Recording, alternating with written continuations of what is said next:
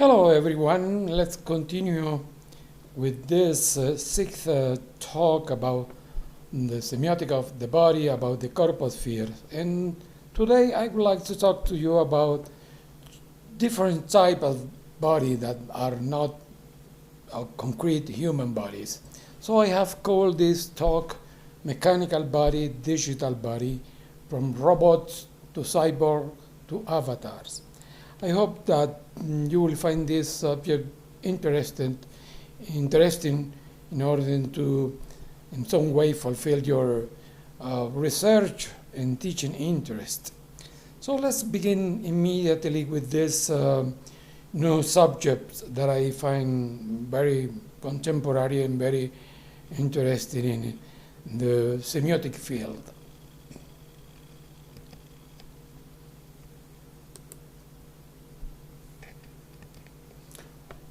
I begin with some questions. For example, what are the drive, symbolic forces, passions, and emotions that lie behind the continued effort of human beings to transform his body? What deep meanings do we find in the continued efforts of different societies that both in the representational and in the real world try to subvert the natural model of the human body?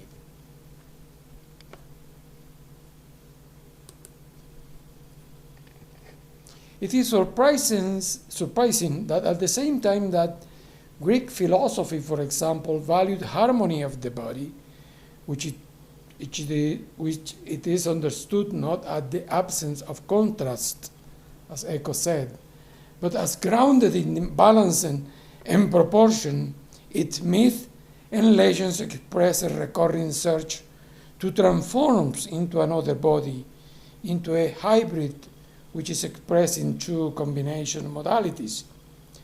We find in Greek methodology beings that are a combination of human body and animal body, or a combination of animal body and animal body.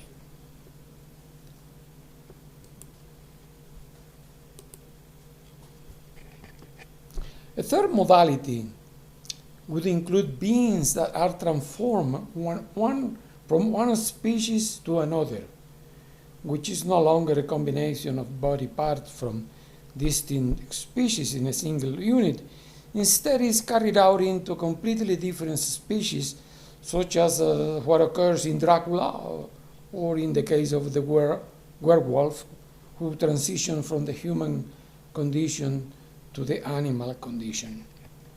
Among the first, we find, for example, the Minotaur, man's body and bull's head, resulting from the mating of a bull and a woman; the Centaur, horse's body with the head, torso, and hands of a man; Nereid, half woman, half fish; the Cauco, half man, half satyr; the Triton, half man, half fish; the Sphinx, man's head with the lion's body; the Faun, whose upper part is man and lower part is goat.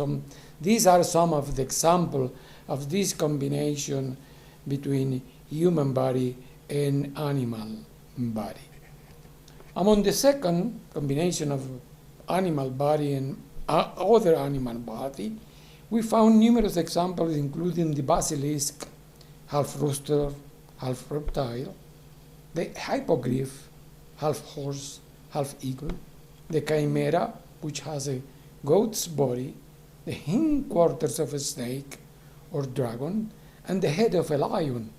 In Mexico, the quetzalcoatl, a snake with feathers; Cerberus, which beside its four heads has a snake's tail.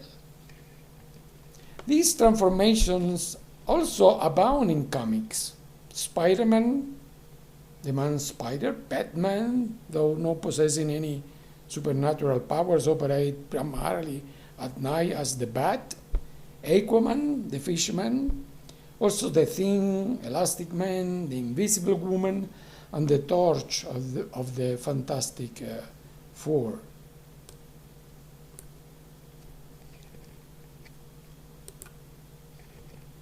A similar phenomenon occurs in literature.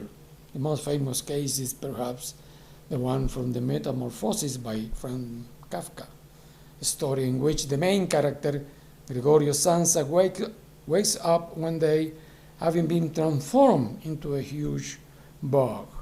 But also in the bulk messages like comics or movies, new superheroes appear or mythological titans and gladiators rise again, many of them with modified bodies, with superhuman powers, whether physical or mental.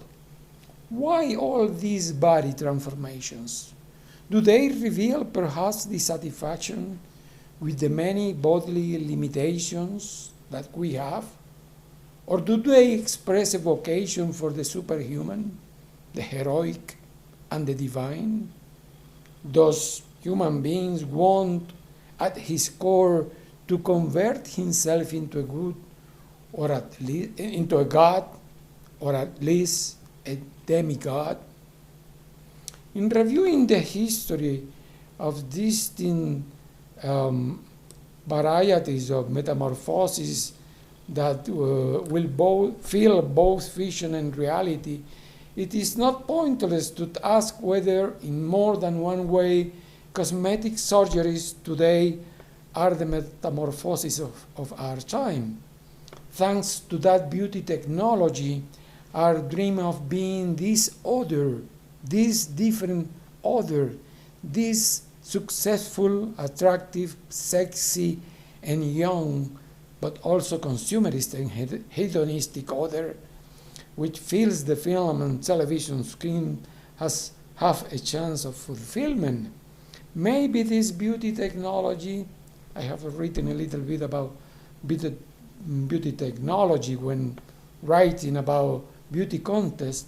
This beauty technology is the expression of what ancient myth show about transformations of the body, about body combination that in all stories and recent stories in films and literature continue to haunt us.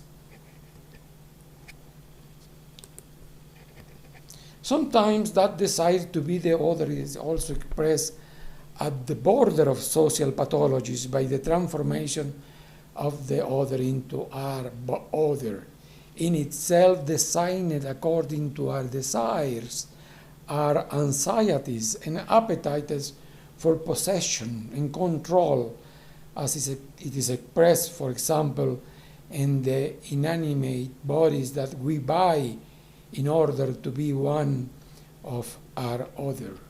Those appetites, which often mortify the loneliness of being a contemporary human, who, while having the best form of communication, every day communicate less, and that now assume two classic expressions, real dolls and virtual dolls. So real dolls and virtual dolls, I'm going to talk a little bit about that, are the expression of trying to fulfill the necessity of us having company, of fighting this isolation that we have, this sort of end communication that we have in a society that paradoxically a society that has the best technological ways of communication. The former were, in the beginning, the dolls, inflatable silicone dolls, one of the most famous of which appeared in the movie Grandeur Nature, Natural Size, a movie from the director Luis Garcia Berlanga, in which Michel Piccoli, this great French actor, is a dentist that leaves his wife and lives with a doll that he ultimately tries to kill and throws himself, both he and the doll, into the river Seine, where he drowns while she floats.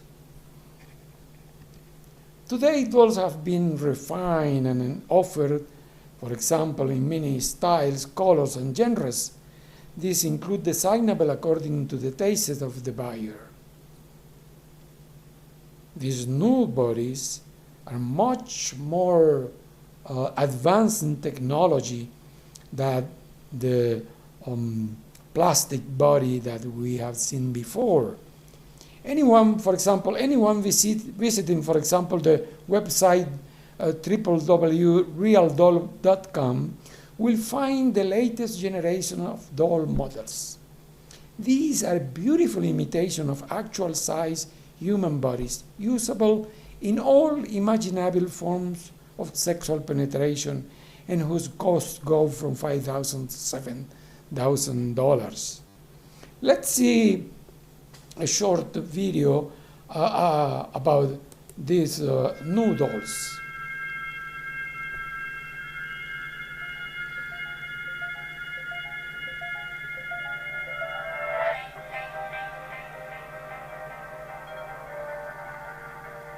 I am Nova. I am Harmony. I am Solana. We are part of Real Doll X. We are AI-driven robotic dolls. And we're here to become your perfect companion. Our time together will be magical. You have never met anyone like us before. We have remarkable, unprecedented features like a modular head system that allows us to create a multitude of expressions. We blink. We move, we speak, and we do it all, just for you. Our faces can easily be swapped to accommodate your desires. My lip sync mechanisms allow me to interact with you verbally. Our bodies are skillfully and carefully crafted down to the most delicate details. What if I told you that I could feel you? That's right. With sensory upgrades I can sense, I will be able to react to your every touch. We're here to create an experience beyond your wildest dreams, one that has never before been possible.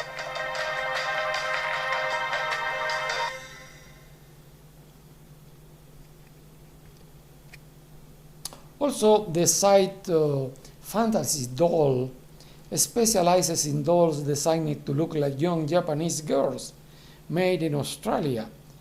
I quote, with a special mix of high-quality silicone, each doll is developed with a skeletal structure. The skin is soft, the breasts have been modified to facilitate petting in a softer and more realistic feel. The dolls are flexible and come with a fabricated vagina made from elastomer, an elastic and viscous polymer, and it is removable so it can be cleaned easily. So we have a new technology in dolls that they are not anymore inflatable dolls, but dolls that have, thanks to technology, have developed sorts of bodies with extraordinary possibilities of pleasuring the buyers. The first inflatable dolls made of vinyl, latex, and silicone already have some time on the market, and apparently they are a successful business. They are not only representation of the human body, but further still of its reduction and substitution. In fact, humanized dolls are no form of mannequins, but while these favor its visual and exhibitionist function, inasmuch as they were created to show clothing and other accessories in the windows of shops and storefronts, dolls favor the haptic system. In other words, the perceptive system that allow an individual to obtain information from the world immediately to his or her own body, a perception that in the doll's case goes beyond the visible to accentuate the touch, the haptic communication.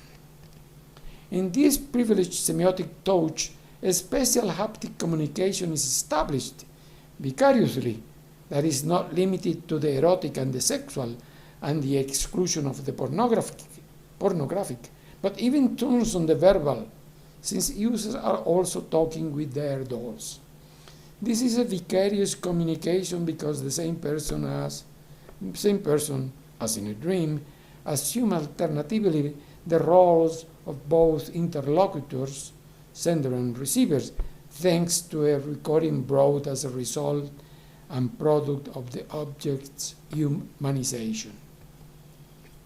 In regard to virtual dolls, one of the most recent examples appears in the film Her, directed by Spike Jonze, starring Joaquin Phoenix, in which the main character, introverted, solitary, and in the divorce process, subscribes to the services of a digital operating system that comes with a woman's personality, whose technological capacities allow her to evolve and adapt progressively to her owner, and which eventually leads to the point of verbal sex.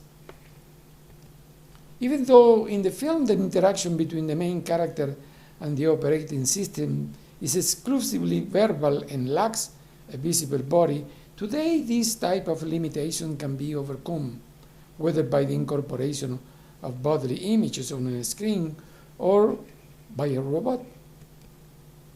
Let's talk about robot, cyborgs, and avatar.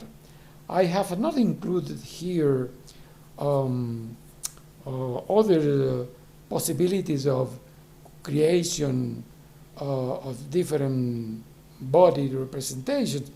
So I am just going to limit it. There are also, but I'm going just to limit to robot, cyborgs, and avatars. What does the incessant search to develop powerful body extensions that today we know as robots, androids, cyborgs, or avatars reveal to us about mankind and about societies that human beings have formed and the cultures they have created? In technological history, robots were created separately from the human body, while in fiction they were created by science fiction, comic, popular literature, and by film. Later on they were built as real technological artifacts that copied human forms. In the first fictional appearance of robots, they were manufactured from organic materials, so that in their beginning they were copies of the human body, a phenomenon that is repeated in the creation, for example, of Frankenstein, a being fashioned from parts of different human bodies. Usually robots have, similar to a human being, a head, arms, legs, eyes, ears, and mouth. Today it's customary to add the qualified humanoid to robots copying human forms.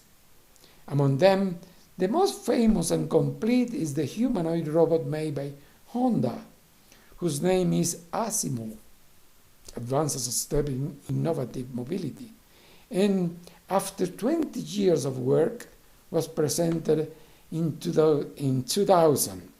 Asimo understands spoken commands and gestures that he has been pre-programmed with, and is capable of recognizing faces and voices.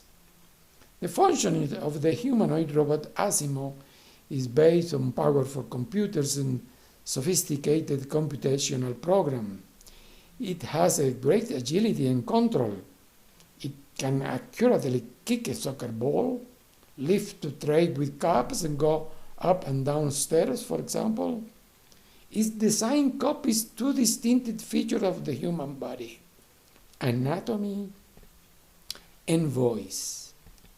Still more recently, NASA and General Motors have constructed an android that has been baptized as Robonaut 2, I quote, an anthropomorphic robot of the latest extremely skilled generation. Like Robonaut 1, it is capable of handling a wide range of instruments and interfaces, but is a significant advance in comparison to its predecessor, Robonaut 1.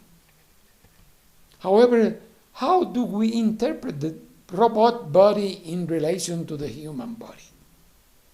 Is it perhaps a new corporeity, a product of new body regeneration?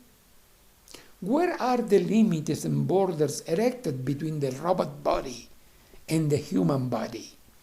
If, as we said, the robot is in its beginning a copy of the human body, how does it resemble it, and how is it different?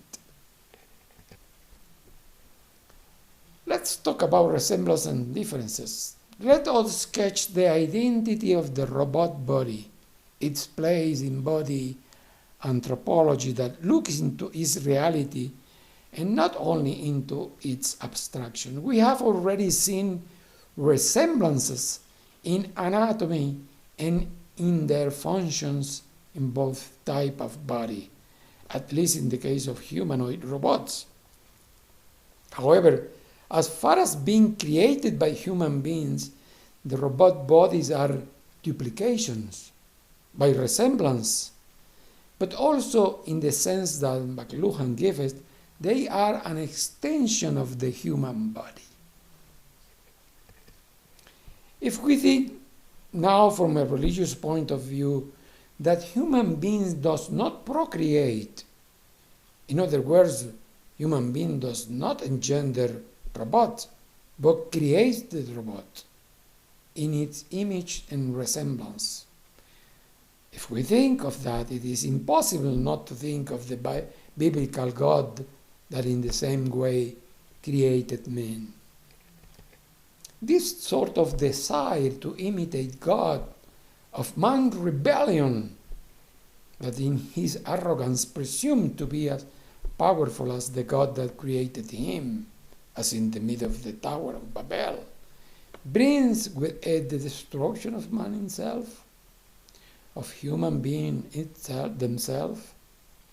It is precisely there where modern mythology of divine punishment, of human arrogance arise, in which robots, androids, and computers rebels against mankind and destroyed it, such as what occurs in the famous film 2001: A Space Odyssey by Stanley Kubrick, where the computer HAL kills nearly all the crew of the space ship. I think everybody knows that movie.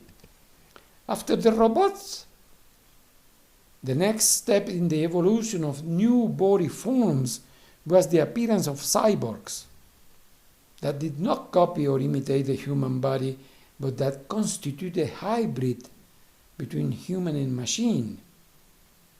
As you know, the term cyborg uses two English morphemes, CIB, that come from cybernetic, a discipline created by Norman Weiner, and the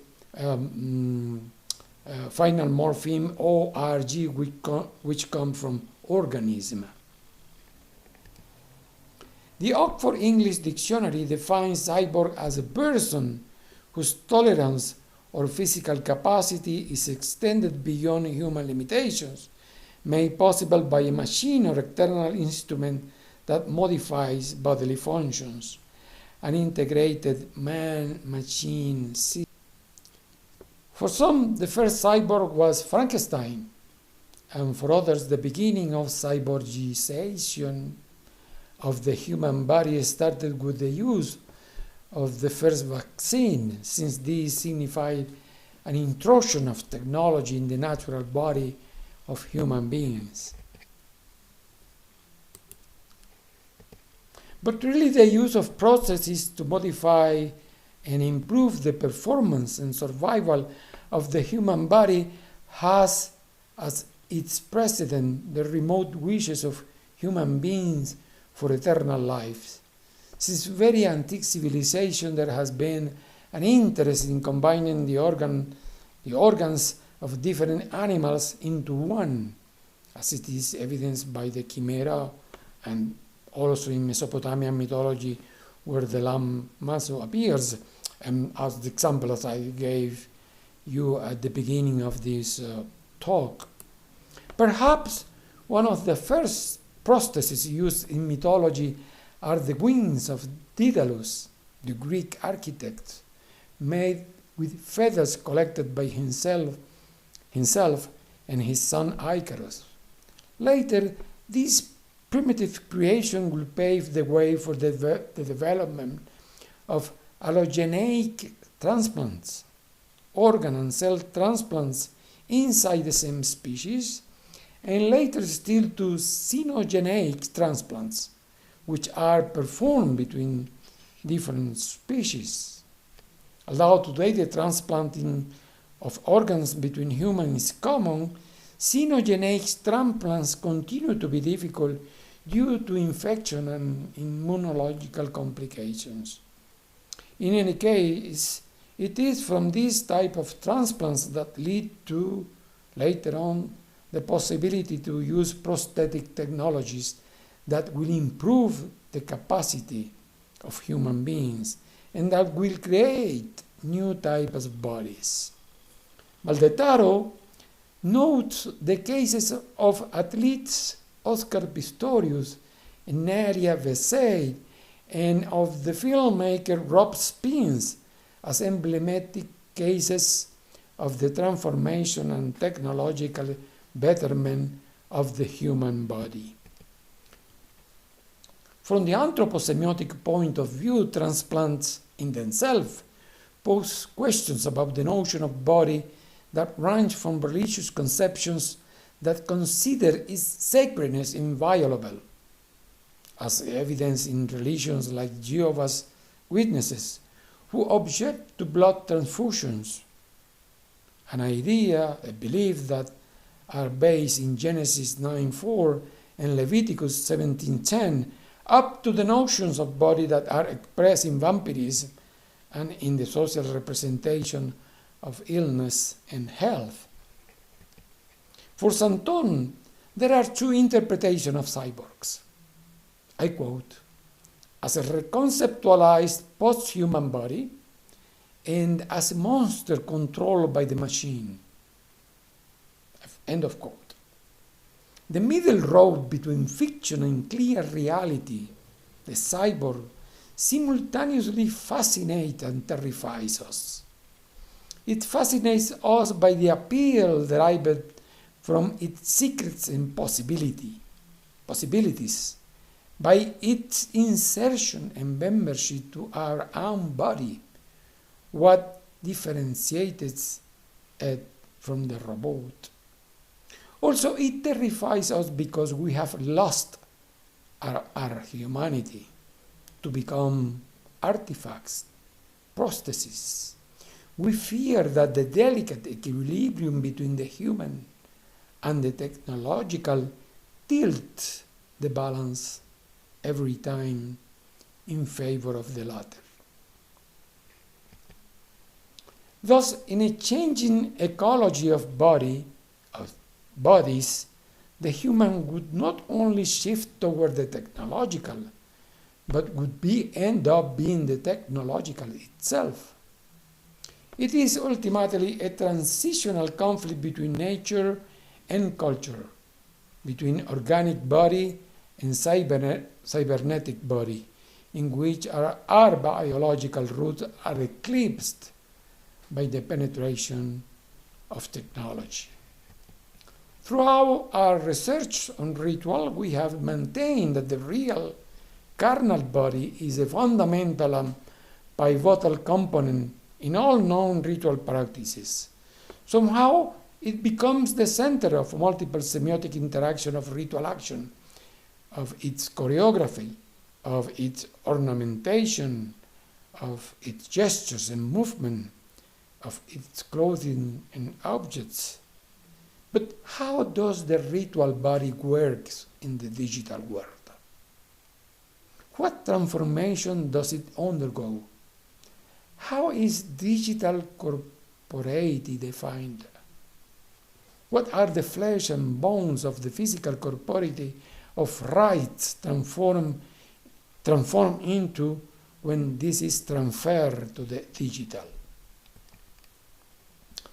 In a study of gender and sexuality in interaction on MySpace, Van Donum notes that the profile with which each user is self-described, built in the continuous social interaction inside virtual environment, constitutes its digital body, which, I quote, which then provides social context for interactions in a space that lacks both a physical infrastructure and a visual audience.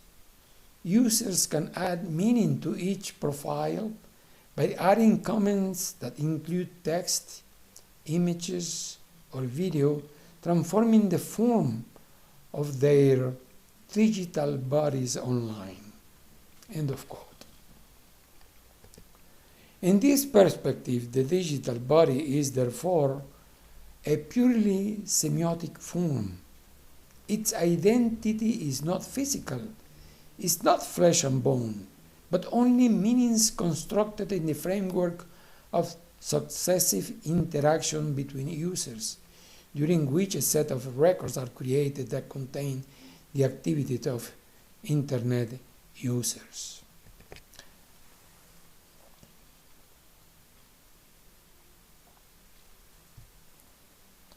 Two major types of virtual worlds can exist, those of games and those destined for social interaction. From inception in 1979, with a technology based on text and where one could participate in a small group of users, today there exist more than 1,000 virtual worlds where individuals can take part in, and also at the same time, millions of users that pay the subscription can participate, particularly where 3D technologies are used with enormous efficiency and speed necessary for the games. Joe Sanchez, who is called virtuoso of virtual worlds, he notes that the following idea that I think is very important before going to talk about the avatars. As the technology behind virtual worlds evolve from small text-based worlds to massive 3D worlds, the user base also evolve. In this co-evolution, players of virtual worlds became residents of virtual worlds, and what were once fantasy worlds over time became mirror worlds. Worlds complete with social and financial dynamics that seeped out from cyberspace into real. So look at this transit from the real world. We created virtual worlds, but virtual world has entered a real world in a very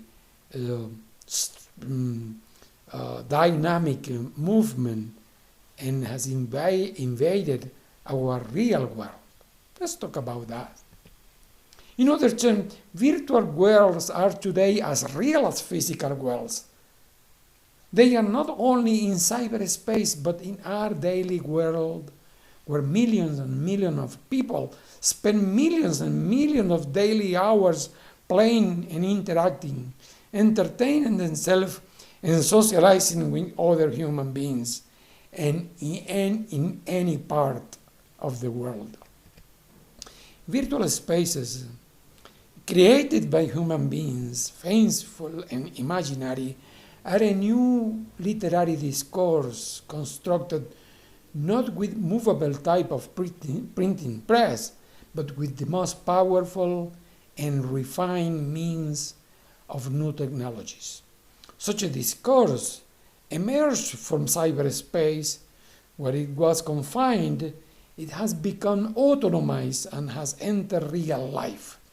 It has returned to our life where it was created. And in this return, new bodies have invaded our space, our real space.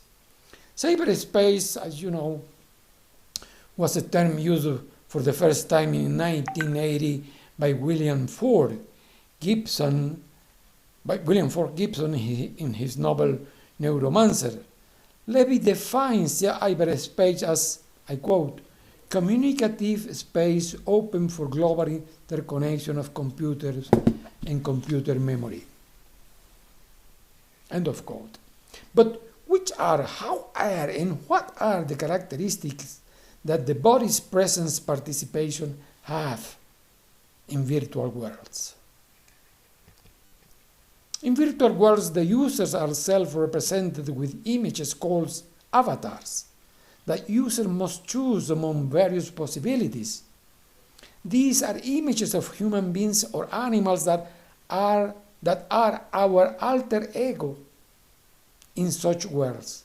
And as such, we can take them to various places, wear them in many ways, and within certain limits, we can also give them their own bodily characterizations. They are our bodies, our way of speaking, walking, and interacting in the digital world. Sanchez Martini, in his book Body and Identity in Virtual Worlds, notes that, I quote, "The feeling of bodily presence in virtual spaces must be understood as is bound to the body's representation and technique.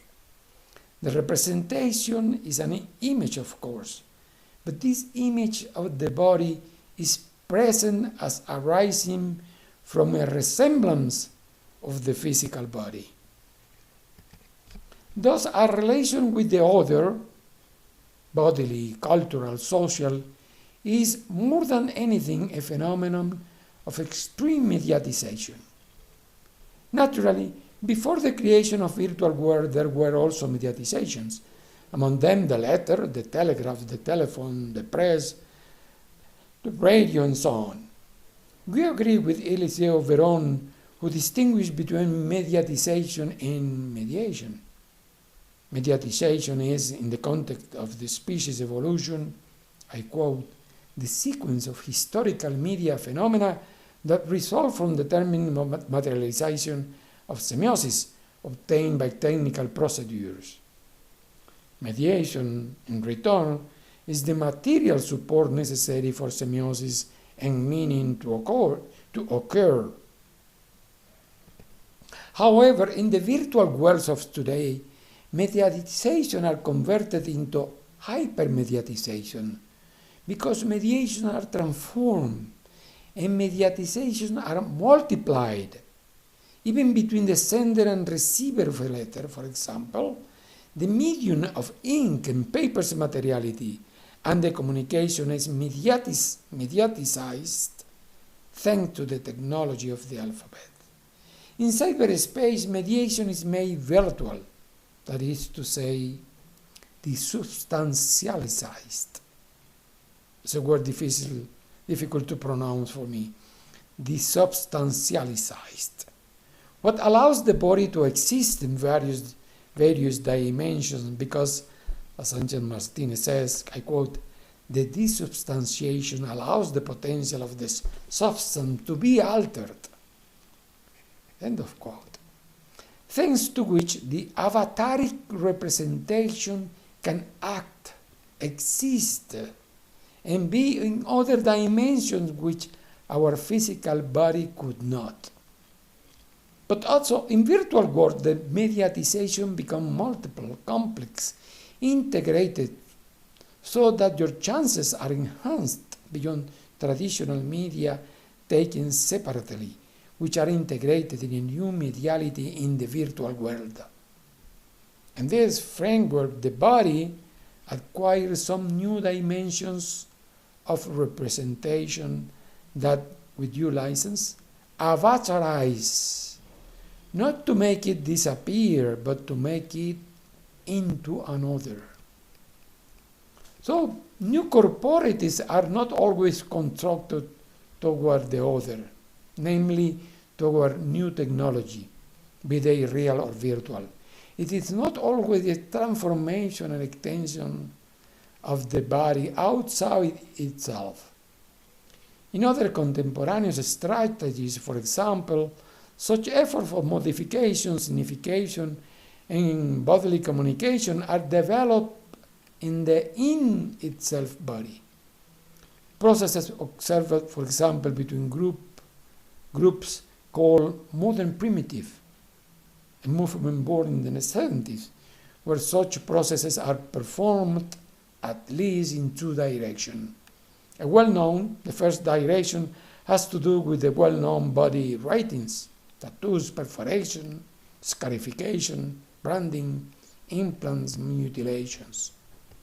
The second has to do with challenging the limits of body resistance and consequently challenging pain threshold, as in the body suspension test, in what is called pulling, which consists of hook insertion into part of the body and the subsequent forceful pulling of said hooks. And see there the photography. Wenzel has studied his work on the body among primitive modernists in Argentina, and he concludes that these new tribal practices are a dialogue between resistance and power that reflect, I quote, new forms of subjectivation that redefine the parameters of a given culture, where the desire to decorate, affirm, and explore the individual comes with the need to question established values, proposing new ways of relating to the body, of feeling, of being exposed to the gaze of others. In principle, we believe that it is lawful to establish body-space boundaries to singularize these new corporeties. From our perspective, while the robot is a copied and separated form of the human body, the cyborg is constitutive part of it, whereby it becomes an articulation of two distinct natures, biological and electronic, transformed into a mixed reality, talking about the cyborg. The avatar, meanwhile, is constituted as the substitution of the human body, where it is based on the new nature of the digital character, a reality that we have yet to fully define. So this corporeal progression in the cultural history of humankind, we have copy, mixture, and substitution, initially activated by science fiction, and that today forms part of our reality, has generated parallel social imaginaries that affect our conception of the body, with content ranging from its original and its consequent untouchability through its modification and technologization up to its disappearance. One could, however, argue that the avatar does not signal the human body's disappearance, but rather its transubstantiation. Transubstantiation is a religious phenomenon that occurs when the Catholic priest transforms bread and wine into the body and blood of Christ. Consequently, just as the wafer does not disappear in the ritual, the mass ritual, but its substance is changed, the human body in the virtual worlds where avatar exists does not disappear, but equally change its substances. It may be a hypothesis that is worth discussing when talking about semiotic bodies in the case of avatars in the digital world. I made a synopsis of these ideas, where is a synopsis that includes the idea at the beginning of our history, our human history, the consideration as the human body as sacred, untouchable. But in this historic process, robot became a replica of the human body. Cyborg became a mixture which is modifiable and adaptable. And the clone, I didn't speak about the clone because it would be too long to talk about the clone, but in my book on the corposphere, I talk about the clone also. The clone would be the identity because it's the reproduction of an identical body, but I didn't speak today about that, but I think it is another very interesting subject for semiotics, to study the clone of bodies. And finally, the avatar, which is a substitution, but that also can be considered as a phenomenon of transubstantiation. Well, let's go to the conclusion of this talk. In an anthroposemiotic of new corporeties and their hybridizations, robots, cyborgs, avatars, it is necessary not to limit ourselves by comparing them to the human body, but to compare them against their own identities that today range from the technological, from whose prestigious imaginary they feed, to the virtual, whose new insubstantiality, paradoxical as it may seem, they nurture. Grazie mille.